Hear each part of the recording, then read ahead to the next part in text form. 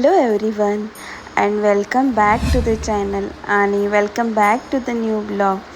संध्याकाळचे 7 वाजलेले आहेत आणि प्रत्येक गृहिणीला टेन्शन आलेलं असते की आज स्वयंपाकात काय बनवायचं आहे. आणि काहीसं माझं पण आज असंच झालेलं आहे की मला काहीतरी वेगळं खायची आज इच्छा होत होती. तर मी खूप विचार केला आणि फ्रीजमध्ये जाऊन चेक केलं की काय काय भाज्या आहेत आणि काय मी बनवू शकते. तर सगळ्यात आधी मी इथे देवाची पूजा करून घेतलेली आहे. माझं डेलीचं इव्हनिंगचं रूटीन आहे की 7 वाजेला देवापाशी दिवा लावणे, अगरबत्ती लावणे आणि धूप अगरबत्ती पूर्ण घरामध्ये फिरवणे. आणि ना ह्या सगळ्या गोष्टी जेव्हा आपण करतो ना, एक आपल्याला पॉझिटिव्ह फिलिंग येतं, मोटिवेशनल वाटतं. आणि आपल्याला स्वतःला as a person, as a गृहिणी जर का म्हणजे होममेकर असाल तर ह्या सगळ्या गोष्टी आपलं डेलीचं एक रुटीन होऊन जातं. आणि एखादा दिवस जर आपण विसरलो तर आपल्याला एकदम काहीतरी गोष्ट विसरल्यासारखं वाटतं. तर ह्या गोष्टी केल्यानंतर ना मला स्पेशली खूप पॉझिटिव्ह फील वाटतं. तर माझं डिसाईड झालेलं आहे. तर पत्तागोबी होती, शिमला मिरची होती आणि वेगळं काहीतरी खायची इच्छा होत होती. तर म्हटलं चला आज व्हेज मोमोज बनवूया आणि म्हटलं चला तुमच्याशी पण रेसिपी शेअर करूया.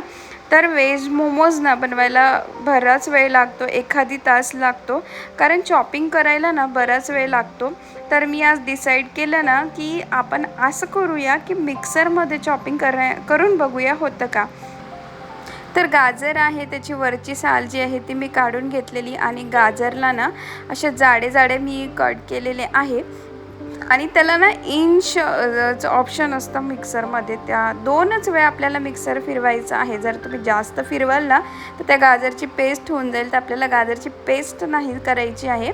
आपल्याला जाडे जाडे जे आहे ते गाजरचे ना आपल्याला स्टफिंगसाठी आपल्याला यूज करायचे आहे. तर जसं आपण चॉपिंग करतो, गाजरला बारीक बारीक कट करतो, त्या पद्धतीनेच आपल्याला इथे गाजर कट करायचे आहे. आणि अशा पद्धतीने ना गाजरची ना झालेला आहे, खूप चांगलं फाईनली चॉप झालेलं आहे. मला वाटलं नव्हतं असं होईल, पण तुमच्यावरती डिपेंड आहे तुम्ही मिक्सर कशा पद्धतीने फिरवता. तर इंचच्या ऑप्शनमध्ये जर 2 वेळा फक्त तुम्हाला मिक्सरला फिरवायचं आहे आणि या पद्धतीने ना गाजरची आहे ती चॉपिंग होऊन जाते. त्याच पद्धतीने ना मी जी पत्तागोबी आहे तिला पण जाडी जाडी कट केली होती आणि त्याच पद्धतीने मी पत्तागोबीलासुद्धा इथे मिक्सरमध्येच बारीक करून घेतलं होतं. आणि चांगलं बारीक झालेलं होतं, कारण ना इथे मला फास्टमध्ये प्रोसेस करायची होती. कारण तुम्हाला माहिती आहे पत्तागोबी, गाजर यांना जर मॅन्युअली जर तुम्ही चॉपिंग करत बसले तर खूप वेळ लागतो. तर इथे मी पत्तागोबी, त्यानंतर शिमला मिरची, गाजर आणि मिरची जे आहे त्या मी हातानेच कट करून घेतल्या होत्या. बाकी सगळ्या गोष्टी मी मिक्सरमध्ये बारीक केल्या होत्या.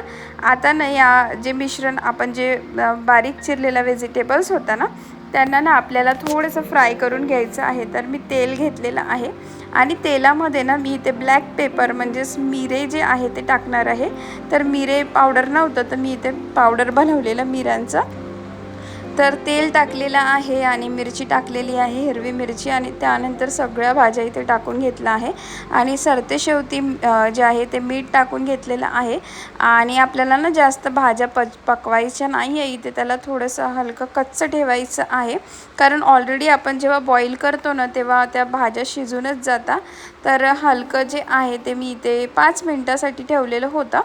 आणि लगेच इथे जे आहे ती मी जी कणिक आहे ती मळून घेणार आहे. तर कुणी लोक ना मैद्याचंसुद्धा करतात, पण मी इथे मैद्याचं करत नाही आहे. आपलं जे गव्हाचं पीठ असतं ना त्या गव्हाच्या पिठाच्या मी इथे जे आहे छोट्या छोट्या पुऱ्या, ज्यासाठी आपण जसं पुऱ्या लाटतो ना तशा त्याच सेम आकाराच्या आपल्याला इथे पुऱ्या लाटायच्या आहे.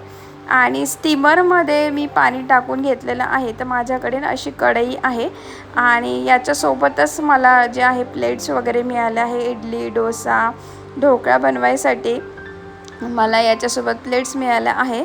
तर हे जे आहे हे ढोकळ्याचं आहे. तर याला छोटे छोटे ना छिद्र आहेत. हे स्टीमर आहे, तर याच्यावरती ना मी तेल लावून घेतलेलं आहे, म्हणजे जे मोमोज आहे ते चिपकायला नको त्यासाठी. आणि पुरीच्या आकाराची ना मी इथे पोळी, आपण छोट्या आकाराची पोळी लाटून घेणार आहे. आणि त्याच्यामध्ये ना हे जे आपण स्टफिंग बनवलेलं होतं, हे स्टफिंग जे आहे ते टाकायचं आहे. आणि जास्त स्टफिंग नाही टाकायचं, जास्त टाकलं ना तर ती जी पोटली आपण बनवतो ना ती फुटते. तर साईडला ना पाणी लावून घेतलेलं आहे. आणि जसं आपण मोदक बनवतो ना त्या पद्धतीने आपल्याला मोदकाचा शेप द्यायचा आहे. तुम्ही वेगवेगळ्या प्रकारचे शेप देऊ शकता. मी वेगवेगळ्या प्रकारचे शेप देण्याचा इथे प्रयत्न केलेला आहे. तर झालं असं ना की कॅमेरा जो आहे तो माझ्या फेसमुळे ना हाईड झालेला आणि मला पण ते लक्षात नाही आलेलं, तर त्यामुळे ते शूट झालेलं नाही. तर मी खूप साऱ्या वेगवेगळ्या शेपमध्ये सुद्धा इथे मोमोज बनवले होते. आणि ना 10 मिनटानंतर ना मी चेक केलेलं, तर मोमोजचा जो कलर आहे ना तो चेंज होतो आणि ते स्टिक होत नाही. तर एकदा चेक करायचं, जर ते चिपकत नसेल तर ते तुमचे जे मोमोज आहे ते छान मस्त बनलेले आहेत. तर गॅस बंद करून मोमोज मी थंड होऊ दिले आणि त्यानंतर हे सगळे जे आहे ते मी काढून घेतलेले. आणि जर तुम्हाला थोडेसे ना खस्ते म्हणजे खसार जर मोमोज हवे असेल तर तुम्ही त्याला ना डीप फ्रायसुद्धा करू शकता. तर माझ्याकडे ना इथे एअर फ्रायर आहे, तर मी ज्या फ्राय करायच्या गोष्टी असतात ते मी एअर फ्रायरमध्येच करत असते. आणि एअर फ्रायर असण्याचा हा मला खूप जास्त फायदा आहे. तर मी ना मोमोजला तेल लावून घेतलेलं आणि एअर फ्रायरमध्ये ना 20 मिनटासाठी मोमोज फ्राय केलेले होते. आणि खूप छान मस्त खस्तार आणि क्रंची इथे हे जे आहे मोमोज रेडी झालेले. जसे तुम्ही जेव्हा कढईमध्ये तेल टाकून डीप फ्राय करताना जसे ते क्रंची बनता त्याच पद्धतीने एअर फ्रायरमध्ये बनता.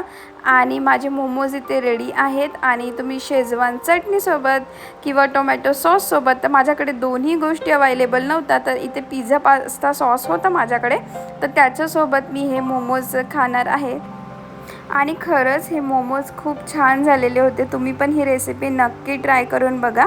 तर भेटूया नेक्स्ट व्हिडिओमध्ये. तोपर्यंत काळजी घ्या. चलो बाय.